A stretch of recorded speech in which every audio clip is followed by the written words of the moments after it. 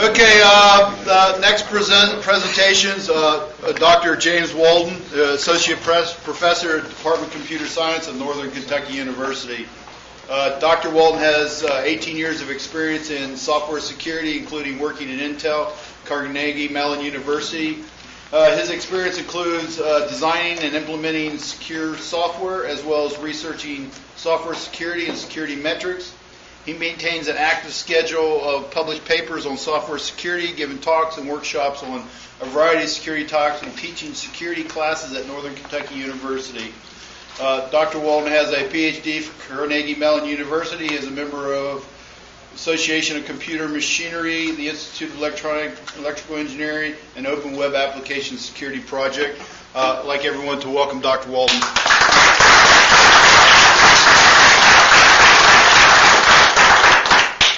So while I work mostly on software security, I'm actually here to talk about cloud security because, well, that's where our software is going these days increasingly.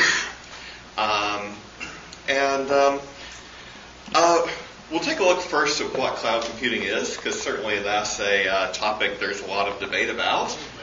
And a lot of turnarounds, too. I remember a couple years ago, Larry Ellison was talking about how there was no such thing as cloud computing, and he hated the term. And then last year, he was off on a world tour promoting Oracle's cloud computing solutions.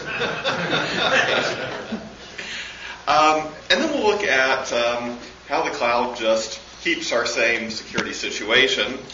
And we'll look at virtualization issues in specific. And then we'll look at new security issues, and in particular, how do we secure our data in the cloud. So, the National Institute of Standards and Technology has produced a definition of cloud computing. So, if people, tell you there is no such thing, cloud computing is BS and such, you can finally point them to an official document. The key elements of it. It's on demand. It's rapidly provisioned with minimal management, so you don't need to negotiate a contract or anything. It's a shared pool. You have this illusion of an infinite amount of resources, sort of like any other utility would provide, such as water or power. That you have this illusion you can really buy as much as you need. And there's several different types of cloud computing. And people do have a point when they say the term is vague, because it means a lot of things. So we normally divide it into three levels. So there's the software as a service, where this is something like Gmail, Google Docs, and Salesforce, things like this, where the software is out there in the cloud, and the cloud provider pretty much controls everything except for a small set of software configuration items. And then we have the platform providers, where you write the software, but it must be for a specific platform, like .NET if you're writing for the Microsoft Azure cloud, or it must be JVM based if you're doing Google App Engine, and so forth.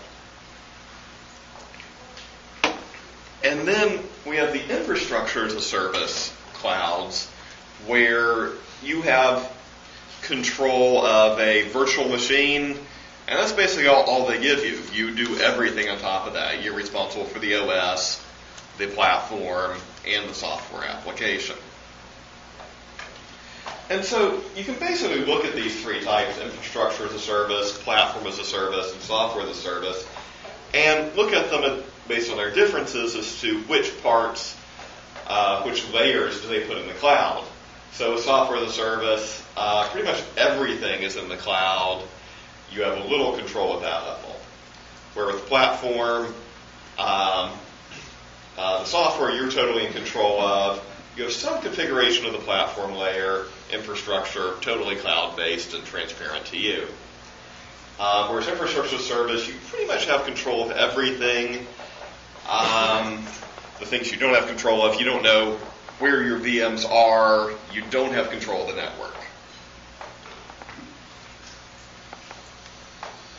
most cloud providers, in fact, to fit the NIST definition,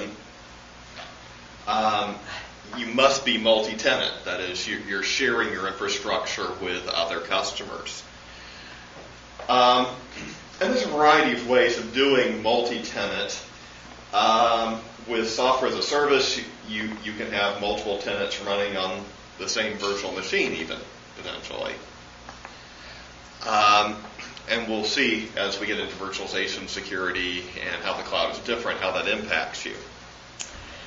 The traditional NIST definition applies only to the public cloud or the hybrid private-public cloud.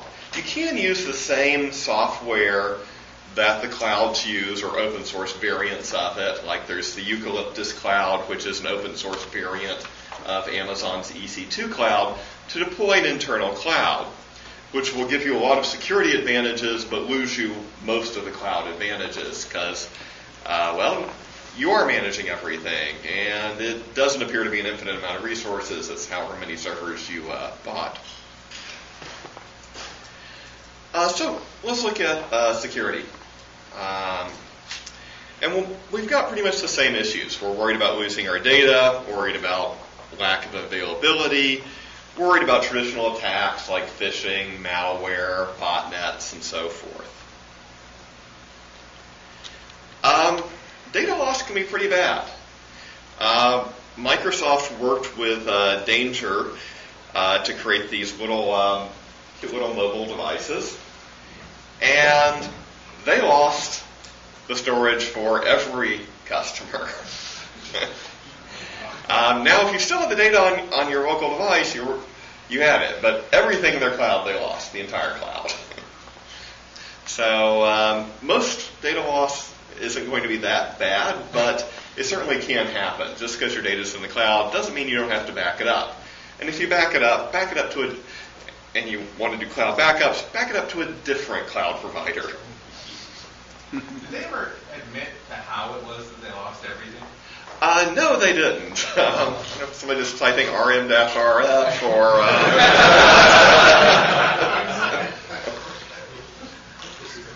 It certainly would be DEL. Well, true, yes. It had to be platform specific. Well, actually in the 90s, I knew someone several people at Microsoft who were Unix administrators because Hotmail was all running on FreeBSD in those days. Wow, good days. Yes. Every cloud has had downtimes. So you see them through Windows Azure, Rackspace, Amazon. And Rackspace actually give customer credits, which nobody else ever does. You might remember actually the more recent Amazon one back in late April, where a lot of their cloud was down. And these things in theory can happen because they have all these levels of redundancy and such. And so they give you these really high figures for uptime. But they're also systems we don't have a lot of experience with, and they're extremely complex, so they can fail in ways that the designers don't anticipate. And that's what happened with Amazon in April. They had this cascading failure. They had a big hardware failure, which they automatically recovered from onto other segments of their cloud, but they overloaded those segments, causing them to fail and to cascade a series of failures as more things try to fail over to fewer and fewer servers. Phishing.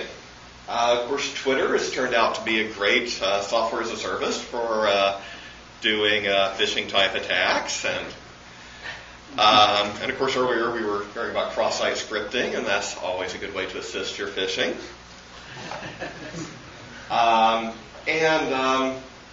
Certainly every one of the webmail services has been attacked with phishing type attacks. Password cracking. The cloud turns out to be a great way to help you crack passwords. Because you probably don't have 1,000 spare servers sitting around. But at 8 cents an hour per machine, maybe you could afford to rent 1,000 servers in the cloud. Especially because Amazon offers GPU instances.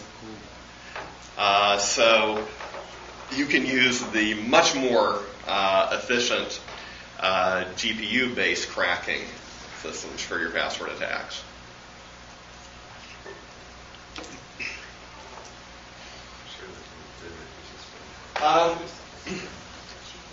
Your traditional malware worries. So the Treasury Department moved some of its web properties into the cloud, and they proceeded to get hacked. They got one of those traditional exploit packs that does a little browser detection and then drops whatever exploit it needs to take over your particular browser version on you. So if you were going to one of their sites hosted in the cloud, you were getting hacked. But on the other side, sometimes the botnet people go slightly legit, and they rent out clouds to host their command and control servers. And of course, it's very easy to move them. I mean, the cloud is basically designed. You can bring an instance up, bring it down a few minutes later, migrate all the settings off to another one, and do the same thing. And so you can keep moving much faster than people can detect you and track you down. Okay, I want to take a detour into virtualization security.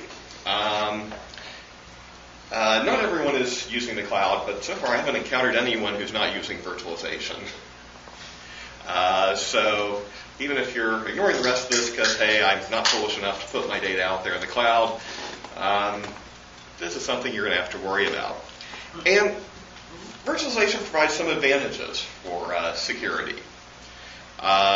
It enables you to isolate services. It lets you create snapshots and revert to known good states. But it also has problems because reverting doesn't always go to a known good state. Sometimes it goes to an unknown bad state. You tend to get a lot more machines, so your systems are more complex and you have scaling issues. VMs often don't stay around long enough to be patched or detected as problems, and data can linger in ways that are hard to detect or anticipate. So, one of the biggest reasons people are using VMs is to save money while still providing isolation. So they reduce the number of physical servers by running multiple virtual servers in each physical machine. I think probably all of us have seen consolidation happening in our organizations. And it does give you better isolation than, say, running both servers on a single OS instance. So if you've got your web server and your database server, you can put them on separate VMs, and the idea is to compromise it. That is to compromise both, people would have to compromise them separately, just like they would have to compromise two separate physical machines, as opposed to if you run them both in the same OS instance, if you can compromise the web server, get administrative access, you've got the database server for free. But there is a connection there that isn't there between physical machines. Of course, you can still talk between the two servers of the network, so you definitely have the same level of connectivity as a physical machine. Plus, you also have this level of communication through the virtual hypervisor that's running your VMs. The other security feature that's really great in a lot of ways is snapshotting. You take a snapshot of your system in a known good state, you get hacked, you click, less than a minute later, you're back to a known good state. Of course, don't forget to patch whatever security hole is exploited to hack you, otherwise you're going to be clicking that button to revert a lot.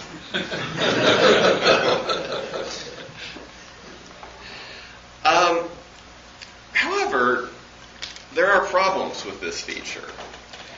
That is, you can go backwards not to a known good state, but to a state where the system was not patched, so it's vulnerable to attack. Or potentially worse, you can go back to a state where your system was infected with malware, which can then begin again to attack your network. And that's actually what we see in this graph here. So, in this timeline, the user gets infected, they save a certain data file, they delete it, they detect the virus, they remove it, and they realize, oh hey, I need that data file. And so they go back in time to just after they save the file, and they have the file. Of course, they also have the virus at the same time. And how likely are they to remember that, oh hey, I still have that virus? And, They'll find out soon enough. well, yes. Well, depending on how stealthy it is. And also, this can lead to essentially a permanent level of persistence at a low level for worms and other propagating malware. Because our network's all cleaned, and then some user goes revert, oops, and then it starts attacking. And meanwhile, other people have reverted to vulnerable states that the malware can infect. And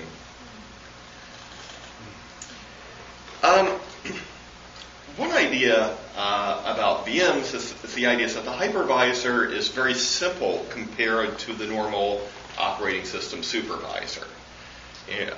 Windows is over 50 million lines of code, whereas your VMware hypervisor is around 1 million. Seems great, much less complex. There's, say, 1 bug per 1,000 lines of code. There's only 1,000 bugs in VMware compared to 50,000 in Windows. What a bargain.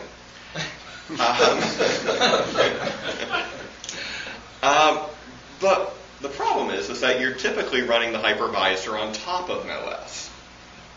Certainly most of your developers are running it that way, whether you might not be running it that way in your servers. So you're not eliminating complexity, you're just adding another layer, which can be attacked like any other layer. You haven't gone from 50,000 bugs to 1,000, you've gone from 50,000 to 51,000. And hypervisors have had exploits. Don't take the number of CVE reported exploits as an indicator of, oh hey, VMware is bad, Microsoft is good. That's an indicator that VMware has been around a long time, they have a lot of different products.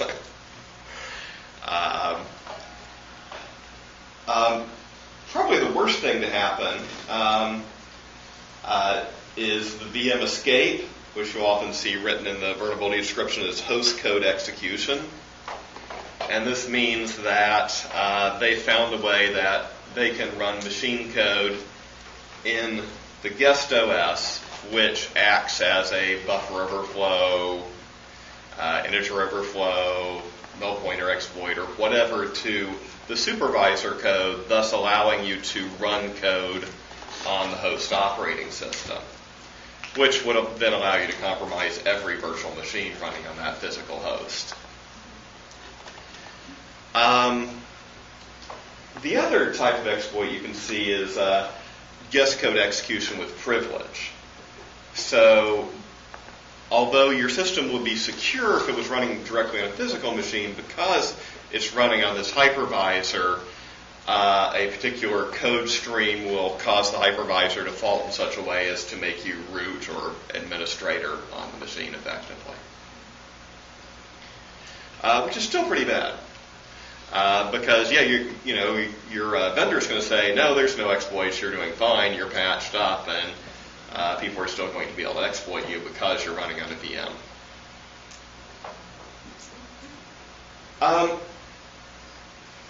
So you have to worry about different VMs in the same physical host attacking each other. The most direct way, of course, is to do a VM escape, and then you take over the physical machine and you can do anything you want to the VMs at that point. But there's also other shared ways of communicating. In particular, VMs allow you to share the clipboard, they allow you to share folders, and shared folders are particularly dangerous because it's a shared folder from the host OS to different VMs. And if you can do a directory traversal or something and walk your way up and get to the virtual machine disk image, you can start directly altering the disk and get yourself administrative privilege.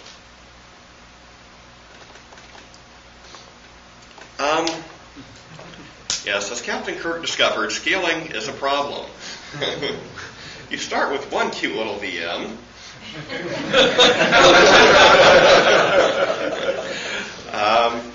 Well, it's just natural. It's like, well, many VMs do I have on this laptop actually right now? And I just installed it a couple days ago, and I'm up to 6 already. And it's like, well, I'm teaching this class, and I've got a client-server VM for that. And I snapshot it for every student's assignment I evaluate on it. So I've got tons of different images of each one. And then, well, actually, I'm running all the VMs actually on my Linux dual boot system. So I've got a Windows VM to run on top of that. And then I wanted to test a few different versions of Linux. And, yeah, they just sort of expand on you. There's just more and more reasons to use them. Oh, yeah, I've got one to run live CD, so I keep all my ISOs there. I just change the menu and go to whichever live CD I want to boot. So yeah, they're great, but you end up with a lot of them because you don't have to go through procurement, you don't have to spend any money, you just have to copy a file, and then hey, you've got another VM. And it can be rather difficult for your security to keep up with the scaling of servers. Actually, I know at NKU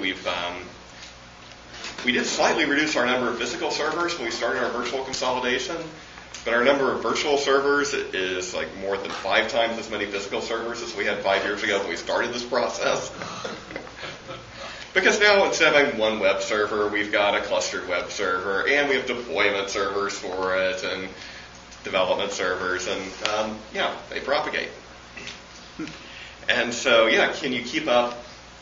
Can your patching systems keep up and ensure all these systems are properly patched?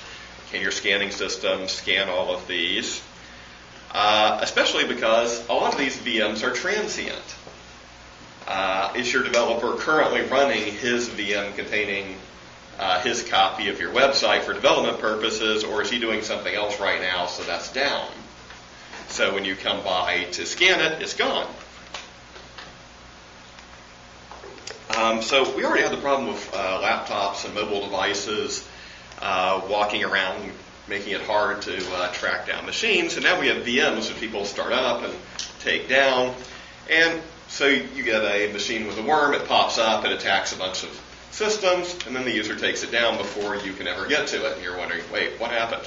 I have these IP addresses, they don't map to any actual machines, or they map to totally different machines if they're DHCP assigned, and you find it 24 hours later after lots of VMs have been started and stopped.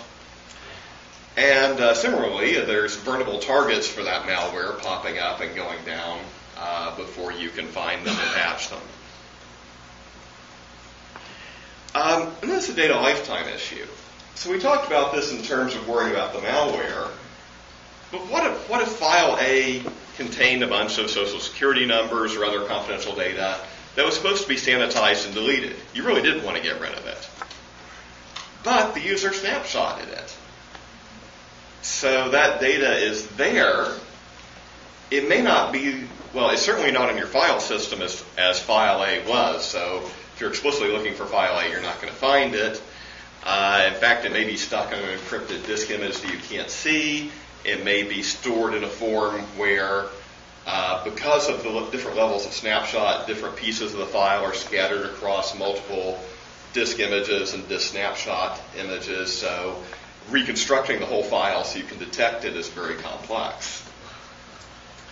And plus, people are creating copies of VMs as backups, handing them off to other people. So who knows where that file's been propagated to.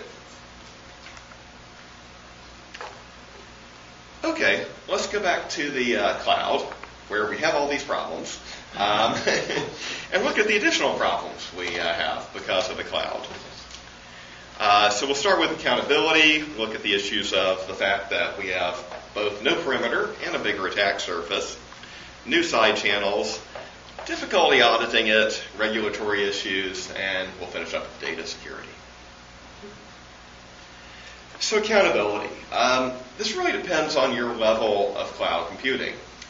So if you're doing software as a service, you're a Gmail customer, basically you're relying on Google to do all your security for you. There's pretty much all you control after outsourcing your email is user management to some extent.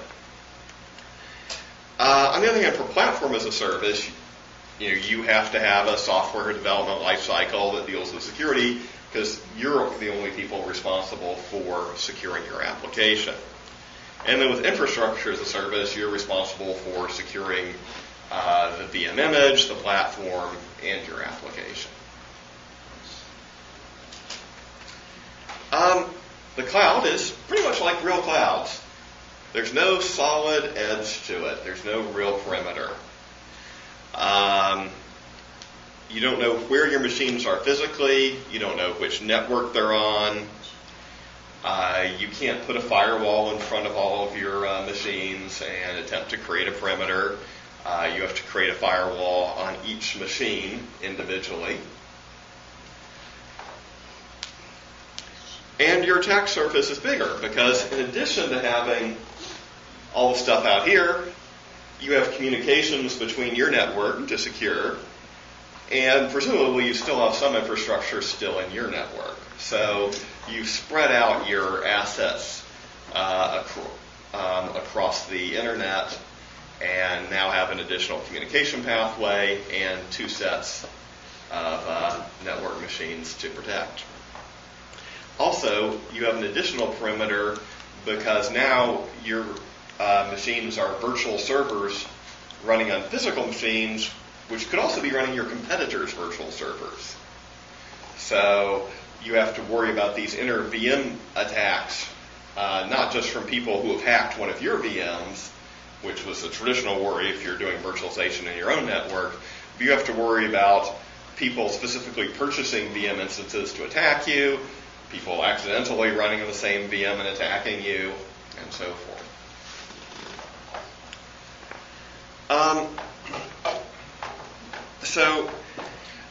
There was this rather nicely titled paper, "Hey You, Get Off My Cloud," that addressed these issues.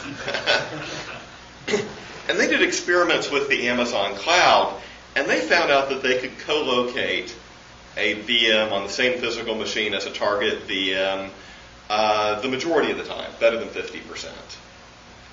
It would take them a couple tries, but they could eventually identify it. Now, they did report the results to Amazon, and Amazon is supposedly trying to remove the information that they used.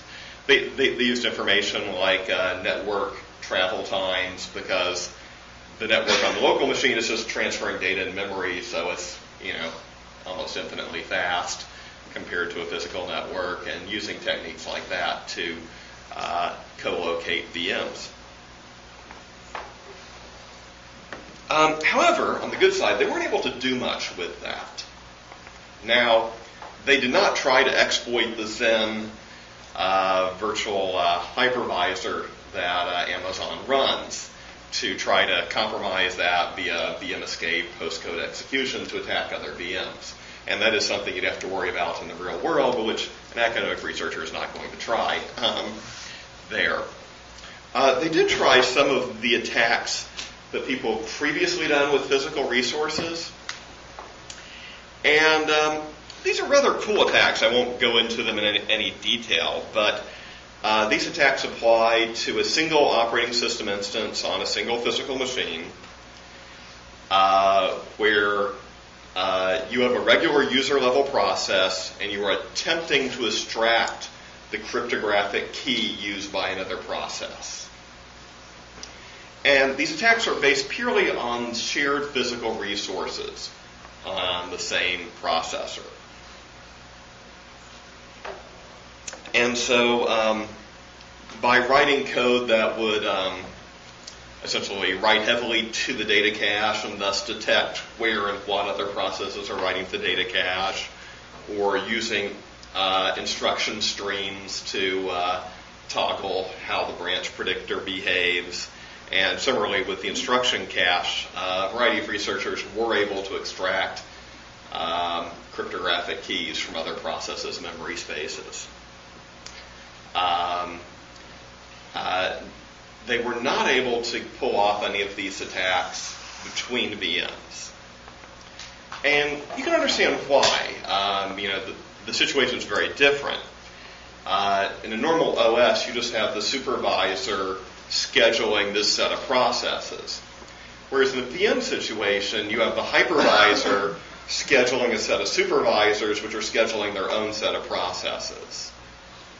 And so it's a more complex situation.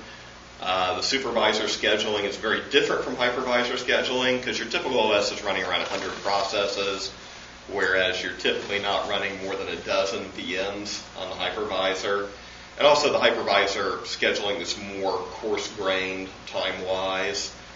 And within each supervisor time slice, swapping between different VMs, multiple processes are running within each VM, thus confusing which process was writing what to the cache.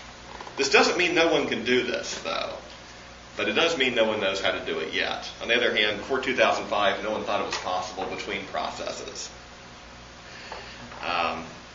So I wouldn't say that it's impossible, just that we don't know how to do it.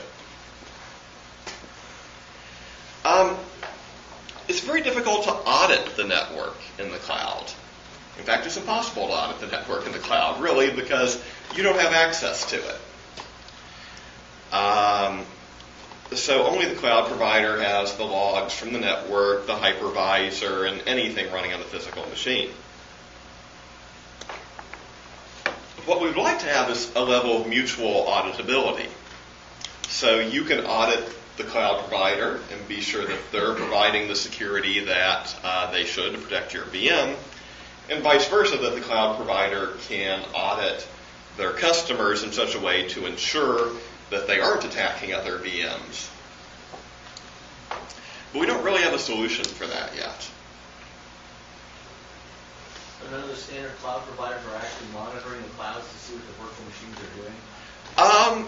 They are, but not in a transparent way that you can find out what they found out.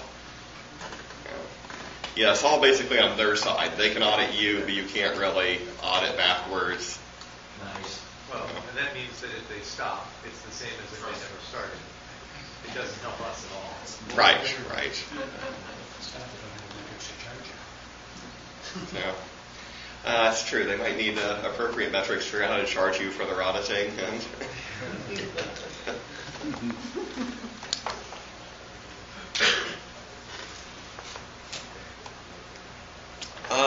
Amazon's cloud is, I think they did actually open their Japan data center despite the earthquake problems, but they've had 4 regions existing for a long time. And so what happens if you move data between regions and you have a worldwide cloud to support your global customer base? Well, then, admittedly, you're okay probably if you do this.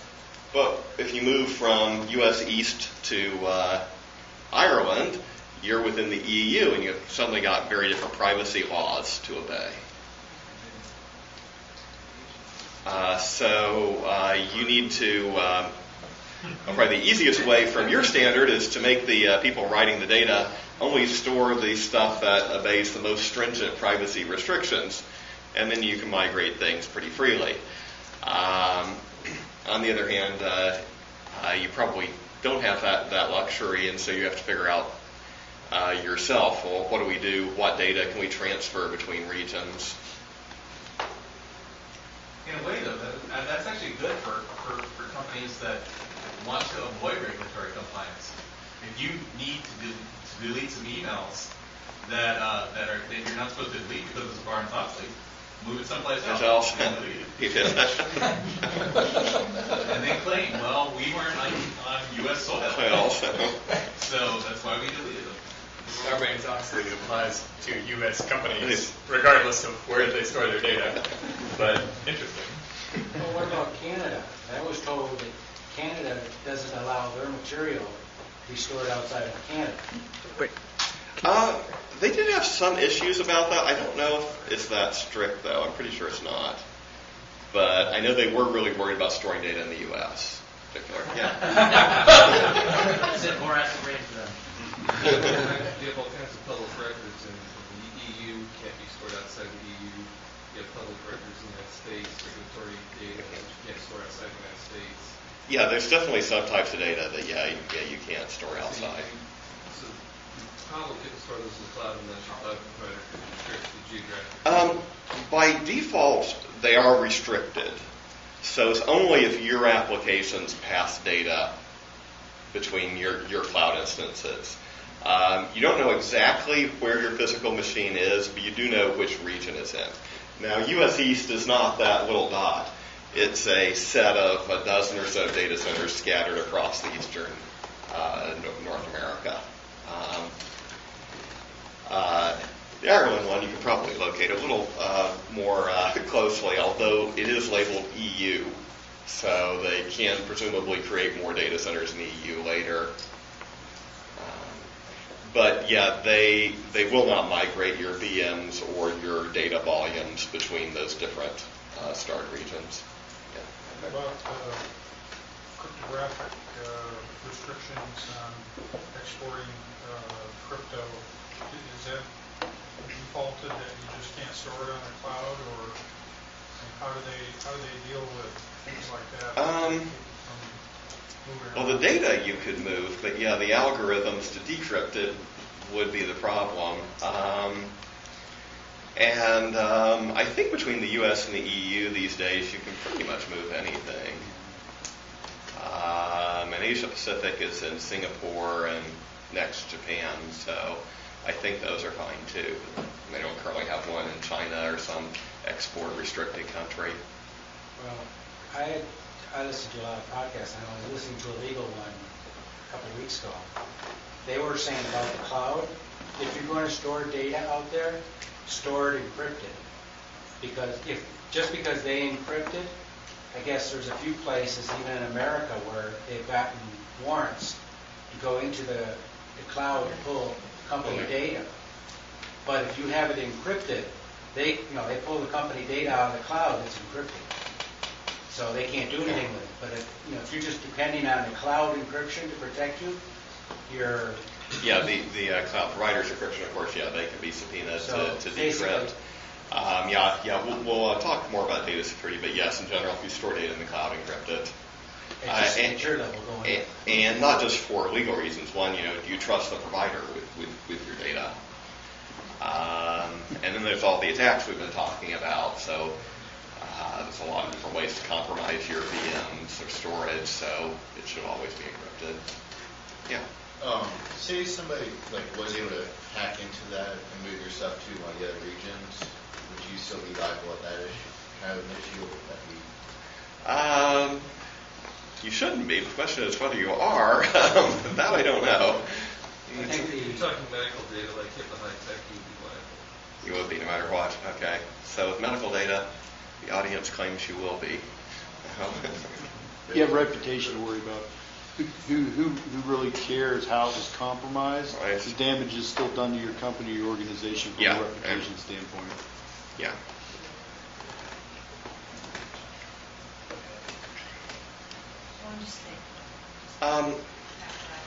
Amazon and the other cloud providers do actually have a lot of certifications. So Amazon is they use ISO 27001 for their own infrastructure. They are PCI compliant. And there are special clouds for things like medical data that are HIPAA certified and such. Now, just because the cloud has PCI compliant doesn't mean that any random application you put there is. But it does mean it's possible for your application to be compliant, whereas if you had an application on a non-PCI compliant cloud, there's no way you would ever get PCI certified. Okay, so let's look at data security. And we'll look at data in all three of the states, and we'll worry about the issue of data lifetime a little bit too. So, data, like matter in general, has three common states. There's data in storage, data in processing, so actually in memory being acted on by a program, and being transmitted across a network or other I/O channel. Storage and transmission we have a fairly good handle on. So transmission, to maintain confidentiality and integrity, we have SSL. It hides it from interception, has checksums, not much of a worry there. For availability, well, we need to have some level of redundancy. And that's true for all states. For keeping our data secure in storage, we want to encrypt it to maintain confidentiality, and we want some sort of cryptographic checksum to ensure its integrity. And then we come to the big problem of traditional applications, which is close to 100% makes no matter, have to decrypt data before they act on it. So if you're processing financial records, doing some sort of mathematical computation with them, you can't take the ciphertext and do anything with it. You have to decrypt it to plain text, act on it, and then encrypt the result and save the result to storage. And the best that we currently do is that we can try to overwrite the data in memory as soon as we're done with it, so that at least we don't leave it around.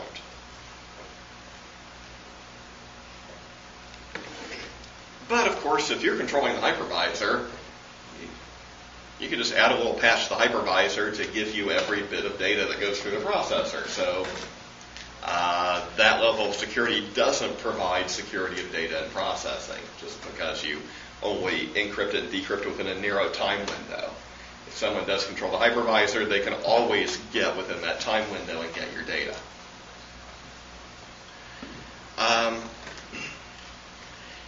And so when public key cryptography was originally proposed, they solved a major problem. They didn't completely solve the key distribution problem, but they solved a good chunk of it in such a way that lets us shop online and such now without having to first get a certified email from Amazon giving you the appropriate cryptographic key, and you sending them one so they have your cryptographic key and you can communicate. But they actually talked about, in the original RSA paper, an open problem, which actually was processing encrypted data without decrypting it. And recently, that problem has been solved. And this solution is called homomorphic public key encryption. It's a public key encryption system that has your traditional operations, encrypt, decrypt, and sign, but it adds an operation eval.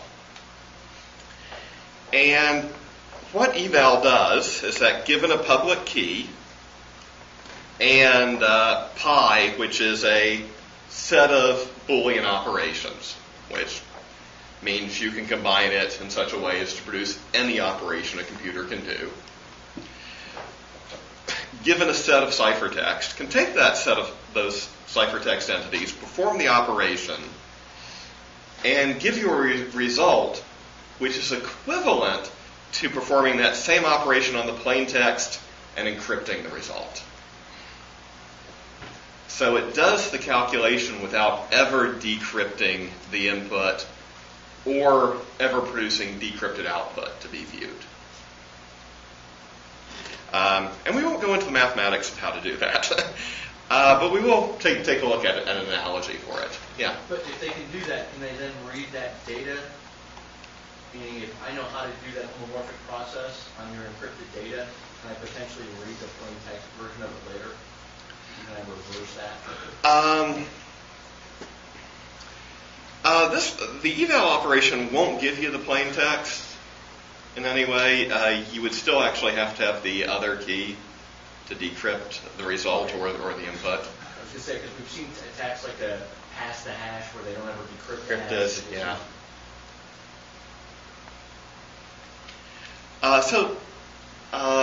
As an analogy, you have a jewelry store where you take these valuable materials, you've got gold, gems, silver, and assemble them into jewelry.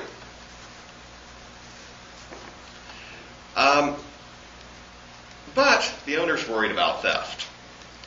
So how can you process the raw materials without the workers ever having access to them? And one solution is a locked glove box. We're all familiar with those because we've all seen the openings of The Simpsons where Homer is working with the plutonium in there. Of course, we also see the security fail there as he ends up walking out with that bar of plutonium.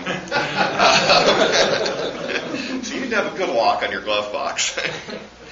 And a lot of dexterity if you're going to be assembling fine jewelry inside of it. But the idea here is that there's no way to remove the jewelry by the worker. Only the person with the key can open the box and get the results. Let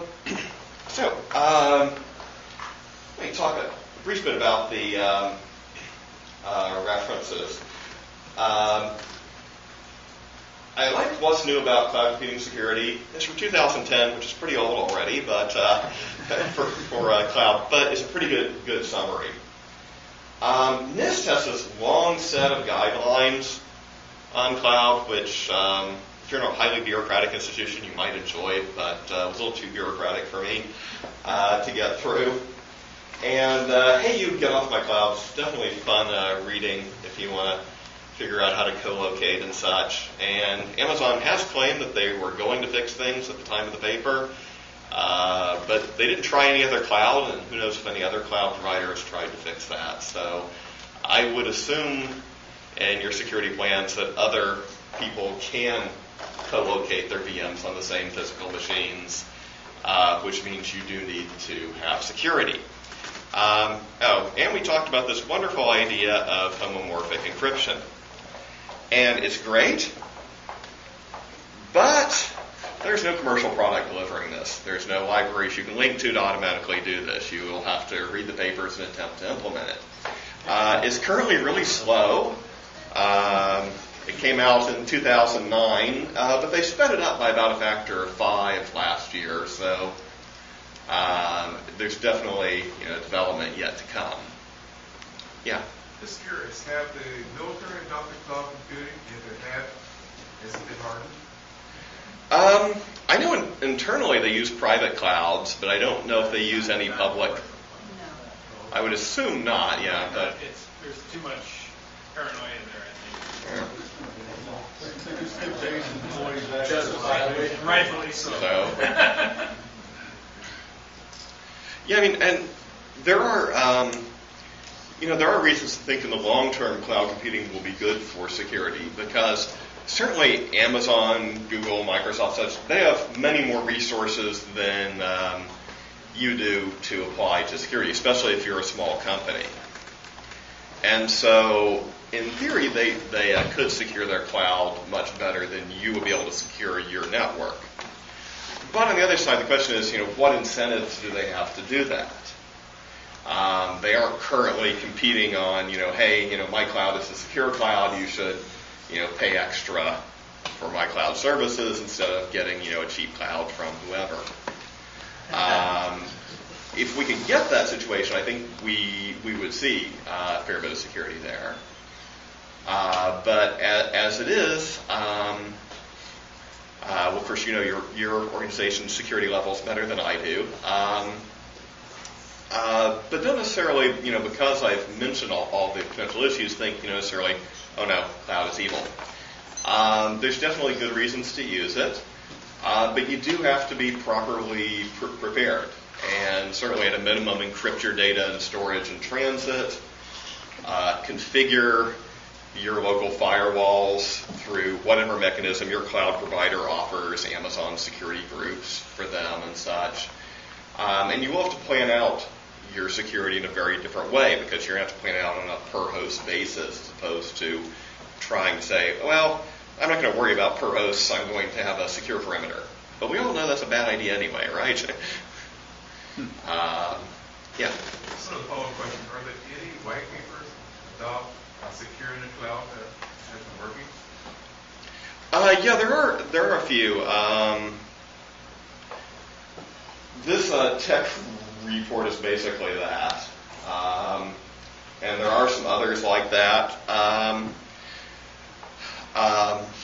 There's also the white papers from cloud providers themselves about their security, and you should definitely read that before deploying to that particular cloud provider. I don't mention it here, but I know you're from a university, and there have been a couple of universities that put out white papers on their experience in migrating into a cloud, including their security issues that came up. Yeah. One of the key benefits of the cloud, which is you don't have to manage, as a customer of the cloud, you don't have to manage how the cloud is managed. You just let a third party do that. There's also one of the biggest challenges for auditability because it's like Facebook. You read the terms and conditions, you create an account, and then suddenly one day you discover that, wow, last week the terms and conditions changed, or their network changed.